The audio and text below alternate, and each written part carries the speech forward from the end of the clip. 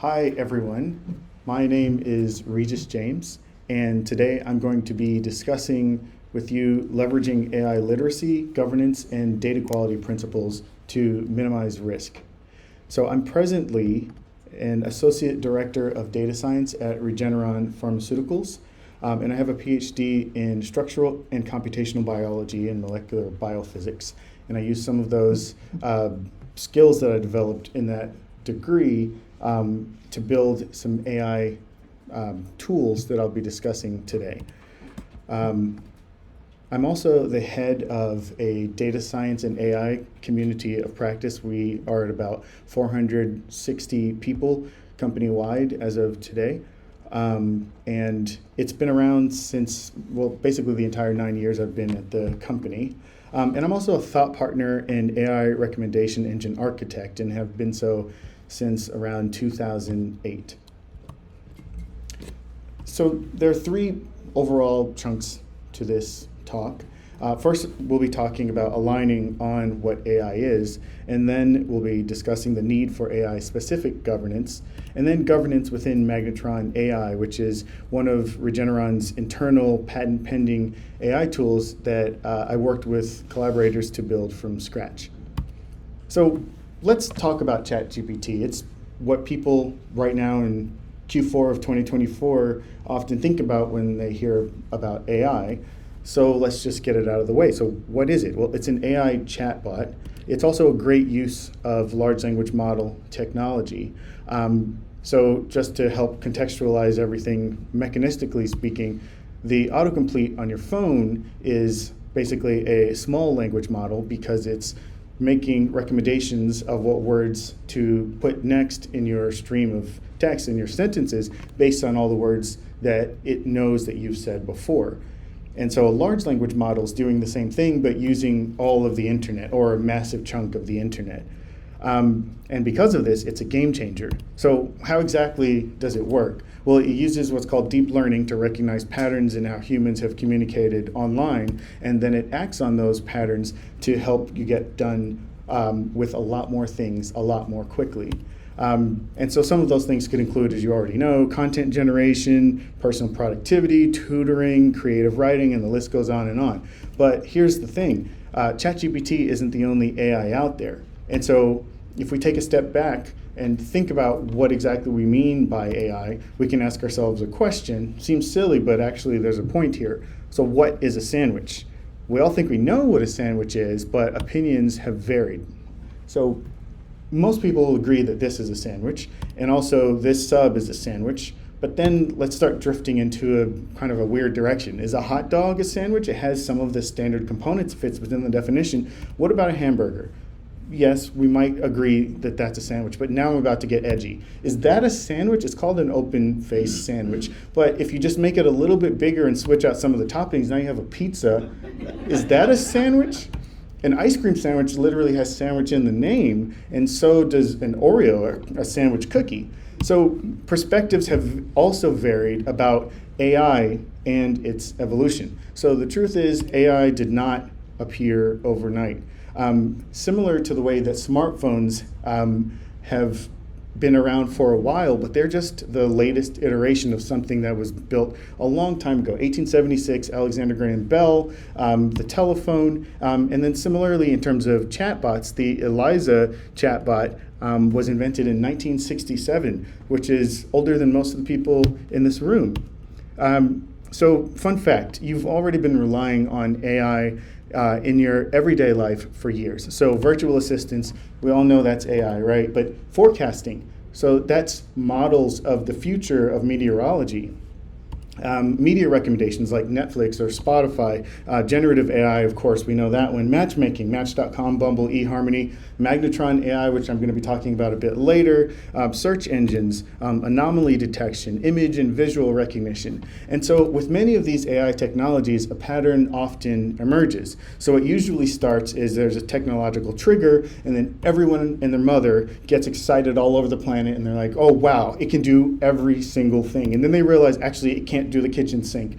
So then they hit the trough of disillusionment. And then once they slowly start to accept things, so it's also like the stages of grief, I guess, there's the slope of enlightenment, right? And then you hit that plateau of productivity where you realize, oh, it can't do everything, but it can do some things, and it can do some things kind of well, as long as it's not hallucinating.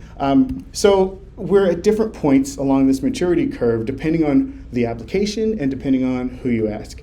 So then, what exactly is AI? Well, first, let's talk about what human intelligence is. And I know it's not necessarily the ideal yardstick against which to measure what AI is, but it's one that we're all familiar with because we are running human intelligence engines in our own skulls. So intelligence is the ability to learn from experience and to adapt to, shape, and select environments. So then what's the artificial version of that? Well, basically, the AI version is the ability to think. It's a machine-based system that's designed to operate within varying levels of autonomy and that can adapt after deployment. So after you've made the thing and you send it out, it can do different things from what you programmed it to do with maybe finer-grained ranges of variability. Machine learning is the process of optimizing model parameters through computational techniques, so automatically learning what to do by looking at data. But this means that AI has evolved beyond mere data processing to include the development of machines that are capable of learning, reasoning, and problem solving. But it also means that there are levels to what's possible with AI. So first we have maybe descriptive, right? So an explanation of what's happened. You can think of that as kind of a report, right? So that's mostly not thinking as much, but just saying this is what happened. But then once you start sprinkling in a bit more of the thinking, well, you get to diagnostic. Why did what happened? And then the next step beyond that is predictive. Well, given that's why that happened, this is probably what could happen because of what we know about what is happening. I know I said happening a lot.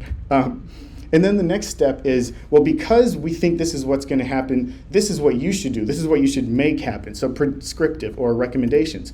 And then the next one is, since I think this is what should happen, I'm going to go ahead and make it happen. So that's cognitive. And so AI assistants can help optimize a wide range of human efforts. And so if you think about it in terms of what that means that these AI platforms can become a central source of, we start at the simplest case, which is a central source of truth. That's a descriptive. But then we have a central source of thinking, of logic. And then on top of all of that, we have a central source of action, which can really help scale, which again, I'm going to touch on a bit later. So then how exactly do we build new AI tools? Data science, of course. So data science, one way to think of it or think about implementing it is starting at the end and working backwards. So one definition of data science is the use of computational approaches, and by that I mean automation, AI, ML, et cetera, to enable specific decisions towards desired outcomes. And so when I say outcomes, what I mean is some sort of improvement in a context or area, which is only possible because an action has been taken, which is a resource expenditure. And that action was only taken because a decision was made to do so. And so a decision can only happen because you've reached sufficient confidence because you've reduced the ambiguity about whatever situation that you're thinking through. And that only happens because you have answers about the situation. So you have received data that is explaining the causality of the situation that is at hand. And that only happens because you've asked a question. So you've attempted to remove gaps in your understanding of the situation. So if we think about all of this in terms of what data science and AI, machine learning are, well, data science is using data to figure out which decisions to make, and artificial intelligence is simulating autonomous human thinking, reasoning, and behavior. And you use software engineering to do that. So there's a place where artificial intelligence and data science overlap that does not include machine learning, and that's directly telling the computer the decision-making rules, those patterns. But then machine learning is making the computer figure out the decision-making rules. And then a subset of that is deep learning, which is making the computer use multiple layers of thought to figure out those decision-making rules. And then the innermost part there, at least for the purposes of this talk, is large language model technology, which is achieved by making the computer figure out the decision-making rules for best understanding and generating human language. And so this is what ChatGPT does. So if we think about this data science framework, we basically start at the end by defining what that problem is, what that desired outcome is, and then everything else that we do is identify and eliminate obstacles. So basically decision or data science is decision science. And data-driven decision-making, as I alluded to earlier, is just minimizing ambiguity. And so I'll walk you through kind of like a schematic of what I mean by this.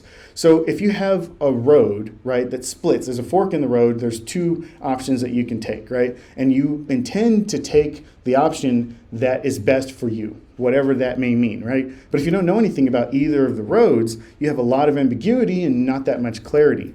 And so that yields a low level of confidence. And the justification that you have for picking one road or another is too low. And this has to do with that decision-making threshold, which is a function of how much the situation matters. So if something really matters, that threshold for making a decision is very high. You need a lot of information. But if it doesn't matter that much, you can call it without knowing that much about the situation. But that decision-making threshold is always there for every decision that we make.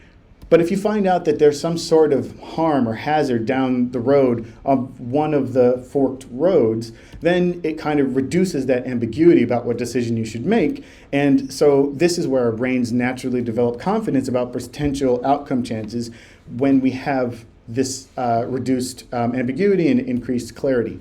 And so that results in enough confidence that bumps you over that decision-making threshold, and you have at least enough knowledge to decide to not go down the potentially harmful road and instead to review the road that's less harmful. So that takes us from a position of stuck to unstuck, which is the goal of data science, so that we don't have these obstacles. Right? And so AI is ideal for enabling and accelerating decisions like this when the data is either big or complex or both big and complex. And in the industry that I'm in, so pharmaceutical industry, the data is definitely both big and complex. And if we think about a lot of the different sectors along the pipeline in pharma, so we've got research and discovery, clinical development, manufacturing and supply chain, launch and commercial, and post-market surveillance patient support, AI can help accelerate decisions at every step of the way. So just a brief recap for this first section of the talk. So what is AI? It's computer technology that can think for itself. It can recommend or implement decisions on its own. And ideally, and this is what I'm about to touch on, it's safe and controllable by humans. So why might you need it? Well, to help accelerate or unblock complex decisions that you're responsible for, and to become more accurate, precise, and consistent. That central source of truth, central source of logic, and central source of action.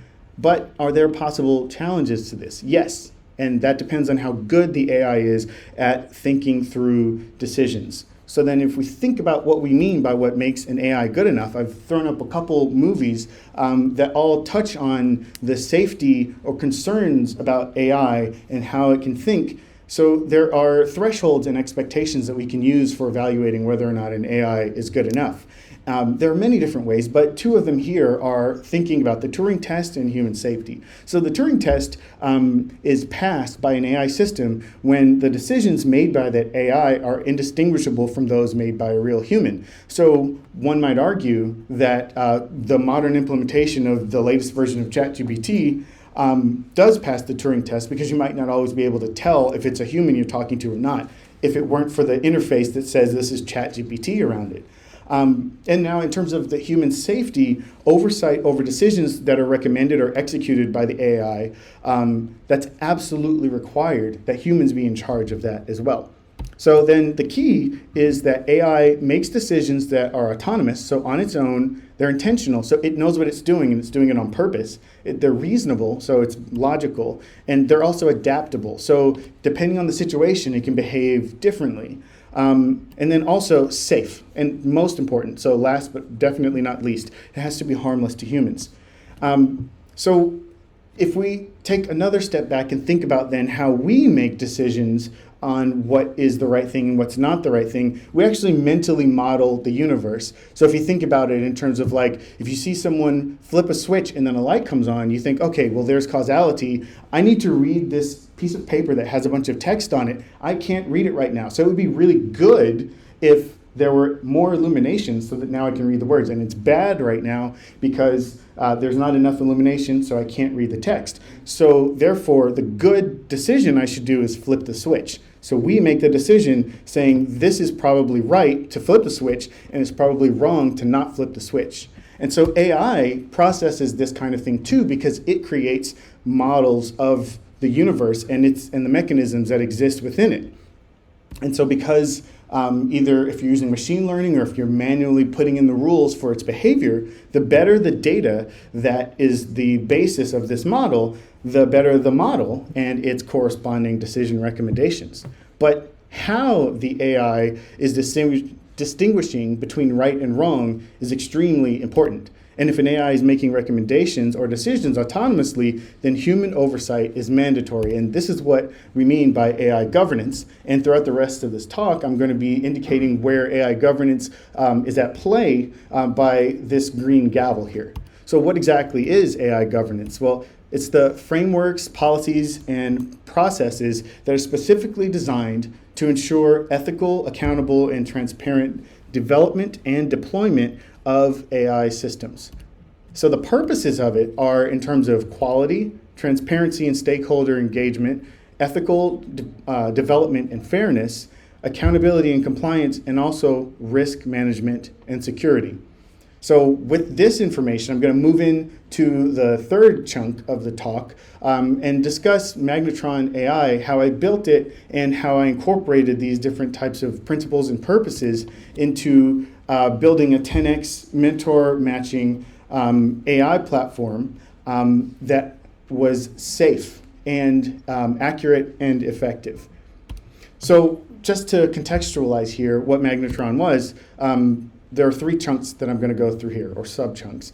So first I'm going to talk about what the worthwhile challenge that we had at Regeneron was, and then how the scalable solution was built, and then tie in that flexible framework that I was talking about earlier for impactful data science.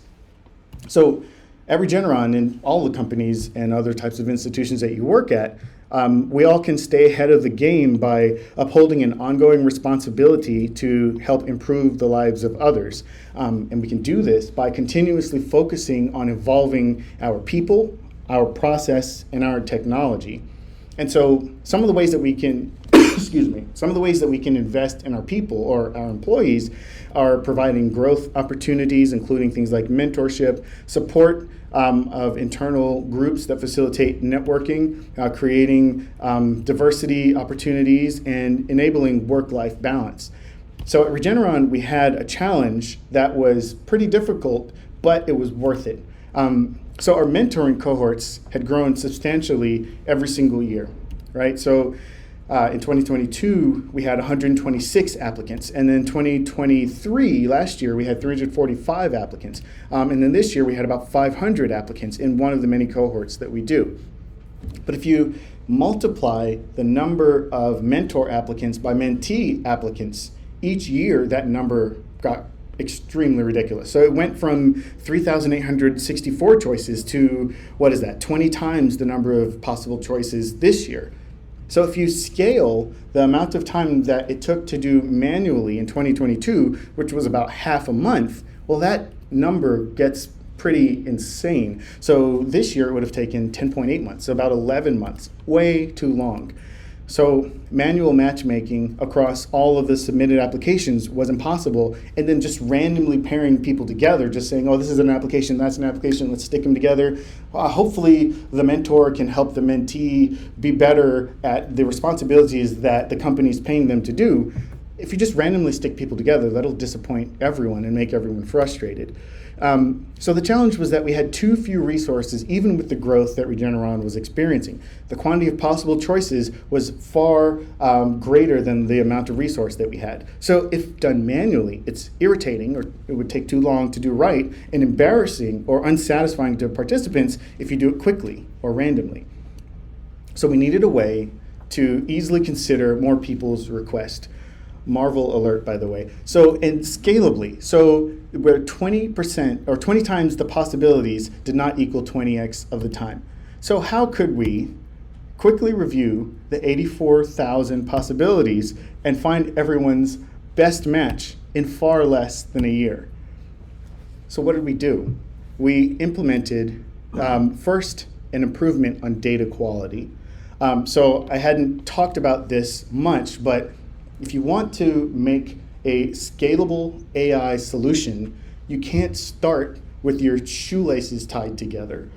So what we did was we took the unstructured, disparate data and we made it structured and consolidated. We took data from Microsoft Forms, Microsoft Excel, Microsoft Teams, Active Directory, Workday, and we put it all into structured data. So MySQL relational database and Neo4j graph database. Of course, governance was also applied here too, because excuse me, not everyone should be allowed to access all of the data. So depending on the role of the person who is involved in this collaboration, we restricted access. But we did allow access and even connected additional dots where appropriate. And then we built that scalable solution that I've been alluding to. And basically it was just an AI version of the pre-existing manual process with a whole bunch of extra supercharging bells and whistles. So that meant that the AI augmentation of the resource flipped the equation. And so now the resource that we had far outweighed the number of testable options. So what we did was built Magnetron. So Magnetron is an acronym, and it stands for Mentoring and Growing Next Generation Talent at Regeneron Online. There's a whole history behind it. It's patent pending. Also, by the way, if you Google Magnetron, it's also that thing that heats up your food in the microwave. I didn't know this. But because of the AI that's in my pocket, I do think there's a chance that like Google and YouTube tend to listen to things that are being said. One day there was a recommendation on my phone about, hey, would you like to know how a microwave works? And I thought, I don't have anything better to do. I clicked it, Magnetron, that's what it is. But what we did with Magnetron was we were able to, and look at just how beautiful that drop is, right? So we had the curve that would have been 11 months. It only took 1 month because of the use of Magnetron. And so what it did was enabled for cohort sizes to increase without substantially increasing the matching time. So I'm going to try to fold everything in from what I've been talking about thus far. So if you recall from our data science framework solution that we were discussing, where we start by defining the outcome that we want and then work backwards to identify and eliminate those obstacles, we did the same thing here with Magnetron. But in order to talk about the things that I used to do that, I first need to talk about some previously effective implementations of this framework in other AI tools that I then leveraged for Magnetron. So during my PhD, for example, one of the things I built was this tool called OMIM Explorer, and I'm not going to go into details about how it works, but the slides are on the app for the conference and the URL at the bottom, youtube.com/@data-driven decision-making.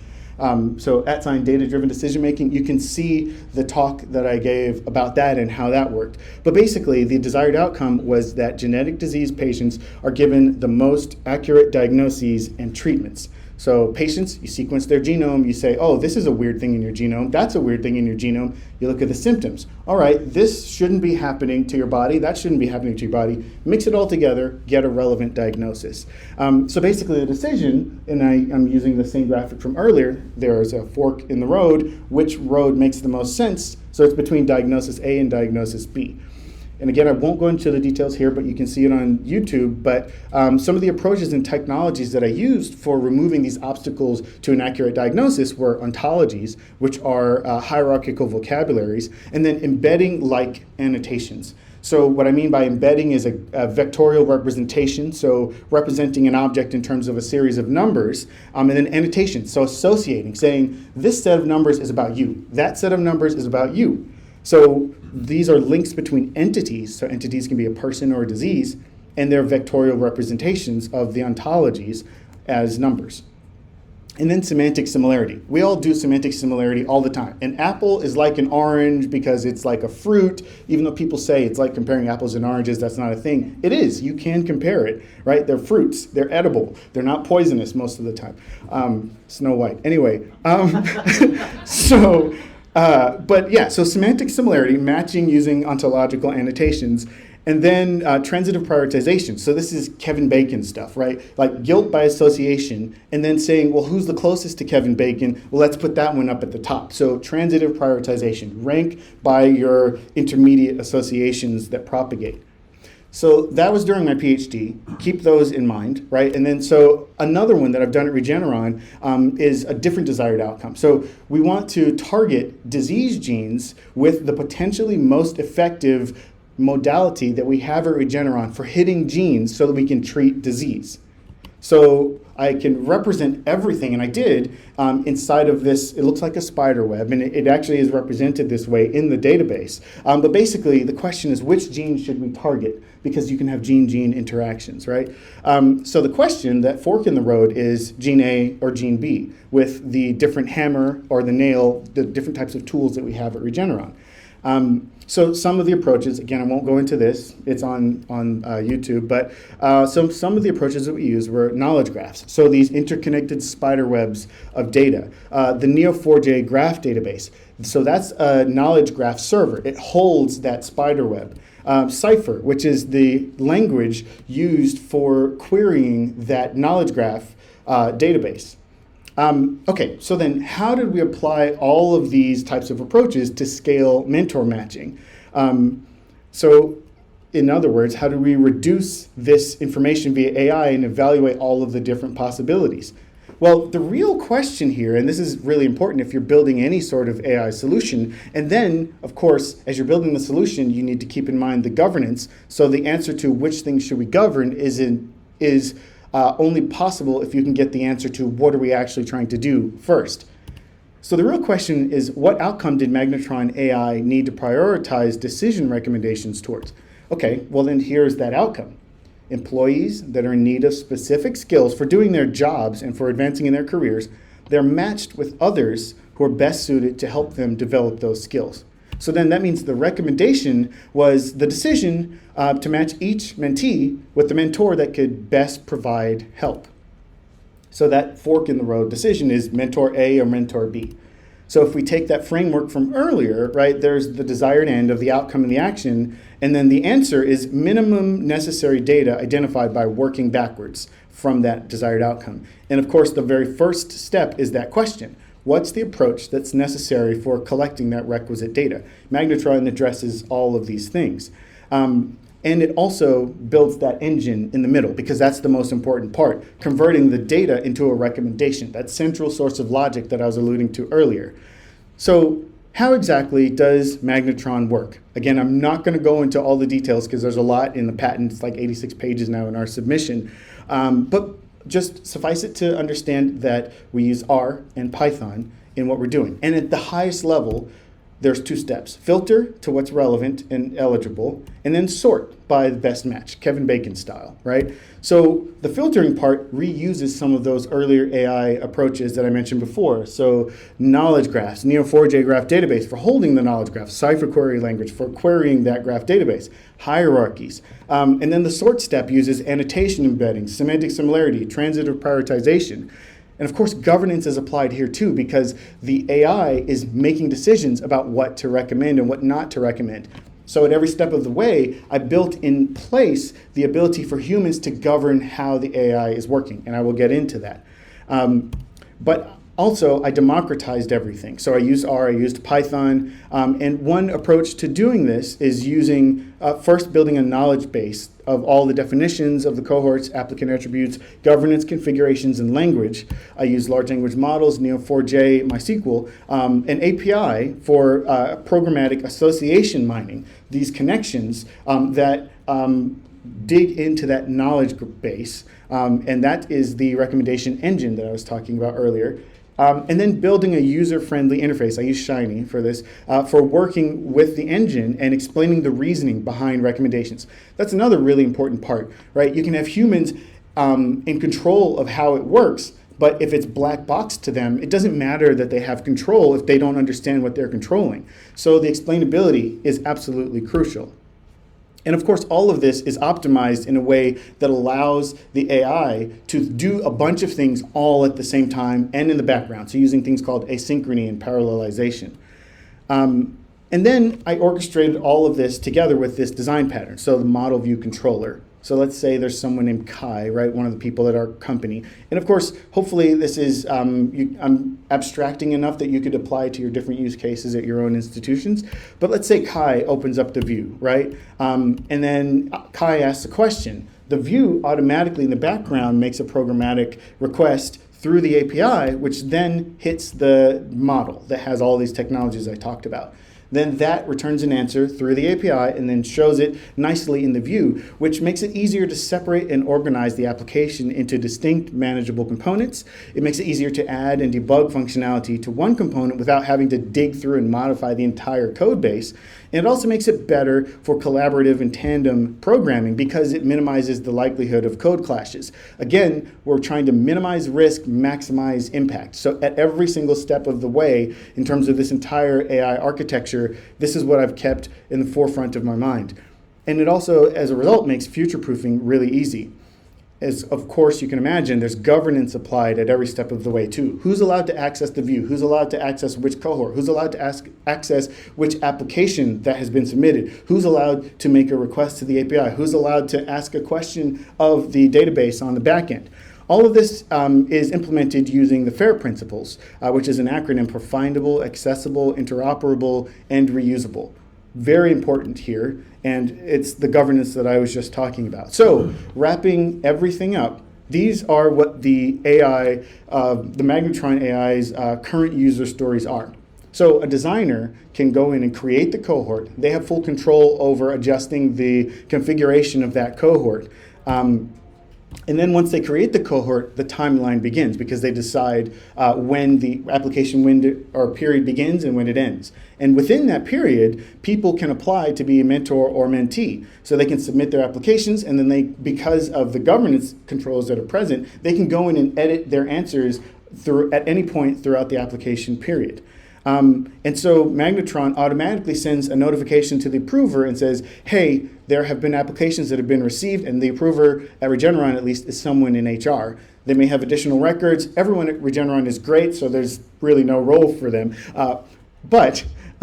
So the approver may say, hey, you are or are not allowed to participate for whatever reason. Never happens. And so once they apply their governance role there, the nominator, another admin role, can go in, evaluate all of the eligible pairs that are generated by Magnetron that takes into account all of the requirements for what's allowed to be a match or what's not allowed to be a match that were defined by the designer. And then what's allowed to be a pair and not allowed to be a pair that are defined by the different applicants. So to kind of clarify how that works, if you think about it in terms of 10 people who identify as a man and 10 people who identify as a woman, that does not mean you're going to have 10 pairs. That might mean you have 1 or 2 pairs at best if you just pick 10, 20 random people, right? So similarly here in the applications, all of these governance controls over what the AI is allowed to associate and what's not, they're all taken into consideration with this nomination step. And as the nomination is being done, by the way, so that asynchrony and parallelization that I was talking about before is used here. Because every time a nomination is made, Magnetron in the background hits a large language model and takes all of the preference information from those 10 men identifying and 10 women identifying people, but in corporate context, of course. So it takes all that information into account and then generates recommendations of what the people who end up being matched should discuss. But it also keeps private information. So if the mentor says, okay, in my additional information, this is important to me, please keep this a secret, and the mentee says something similar, that information is not mixed together. That governance keeps those parts apart. So that is also annotated by the reviewer as well. The reviewer may have additional information to give recommendations to the nominator to say, whoa, actually you shouldn't do this because X, Y, Z reasons. And so then a notification is sent to the approver, who may be able to reject the nominations for one reason or another. And this is all downstream of decisions and recommendations that the AI has made. So these are humans at the center of everything that the AI does. If an approver rejects a nomination, then Magnetron says, okay, I won't use that one then. And then it tells the nominator, hey, you got to replace this nomination, which they do, and then that repeats that cycle.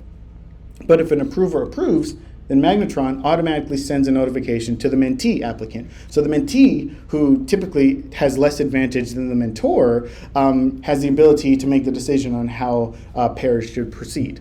And so if they reject it, does the same thing as with the approver rejection. But if they accept, then Magnetron sends a notification to the mentor. So these are all of the different things that are happening. And so you can see, obviously, it takes teamwork, but everybody is supercharged because of the whole AI platform. And as you heard, at every single step of the way, governance is applied to the AI. So the result of this is a user-friendly, shiny app that's fully governed and straightforward to use. So there are all of these different views that you can see here that it takes care of. It even shows reports on the status of the cohort progress. And so the best part is that Magnetron is domain agnostic. It's usable for any purpose, and it retains all of its AI governance capabilities. So that means it's usable for a single community of practice, like the data science and AI community of practice that I created, or a single sector of the company, or for multiple sectors of the company, meaning that the multiverse of scalable use case possibilities is infinite. And so overall, Magnetron accelerates trainer-trainee matching at scale, and it originated at the idea of different colleagues inside of Regeneron, and we all work together to make it a reality and to make sure that it's a safe and high ROI solution. I think that's about it. I don't know if there are any questions at all, but yeah. Yes? Thank you, Dr. James. That was a lot of information, and I was thinking about, well, first of all, let me say, I like the way, you might not have noticed it, but in the beginning, you linked the keynote with what you did with data science, because at the foundation, I don't know if you remember, the foundation chart was true, right? So that's that governance too, that data governance that went into your data science piece. Absolutely. Truth is the core. Yep. Yes. My question is that a lot went into this, right? I see API governance, I see AI governance, I see like metadata management, right? Because you democratize, you use the metadata, right?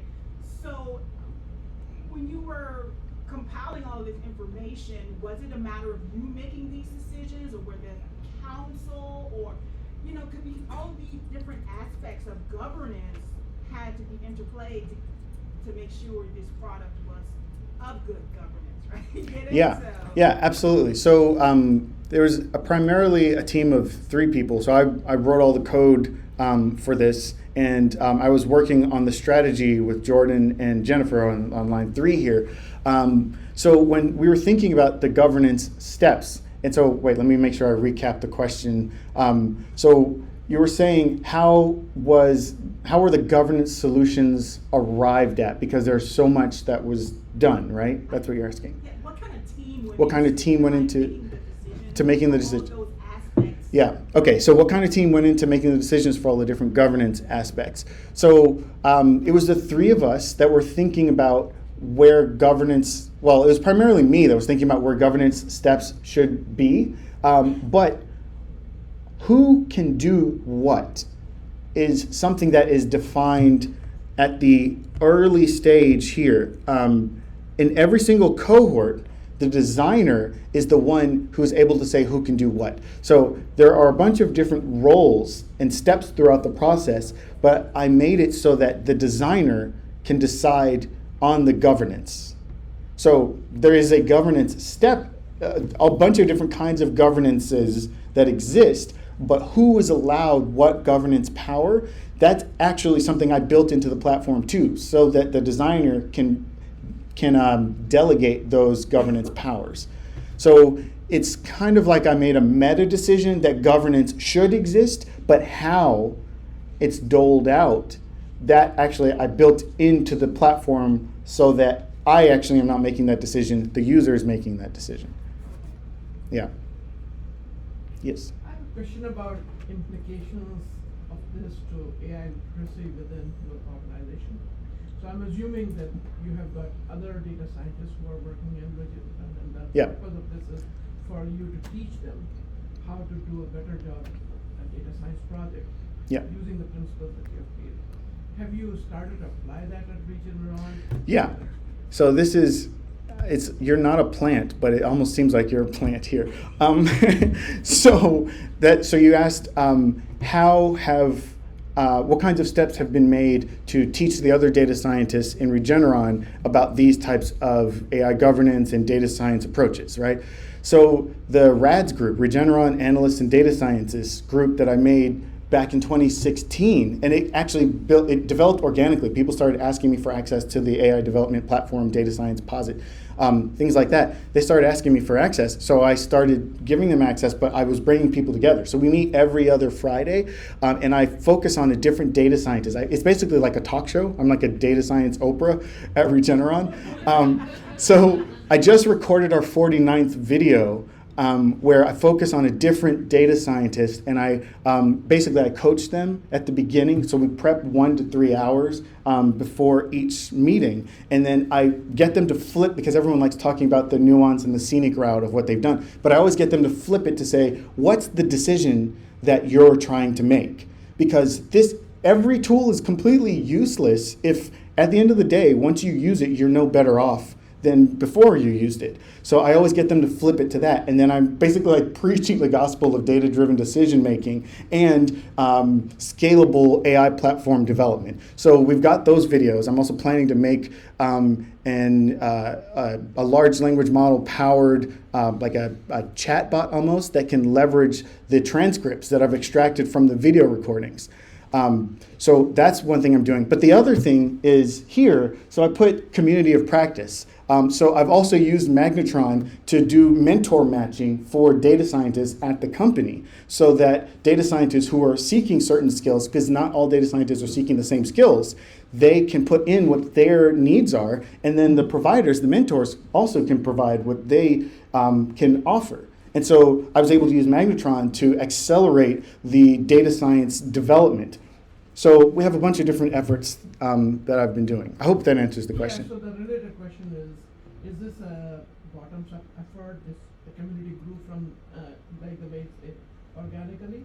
Or now do you have any attention from the management to say, oh my God, this guy is really doing something amazing, let's figure out how to make it a little bit more official?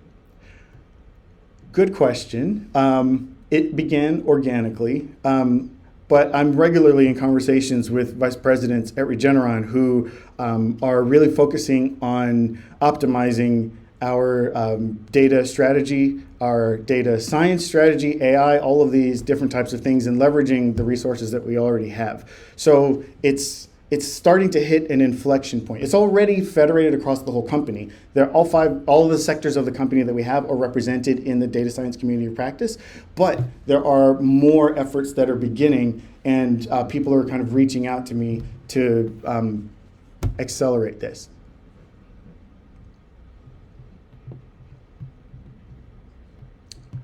All right, I don't know if there are any other questions, but thanks. Oh, yes.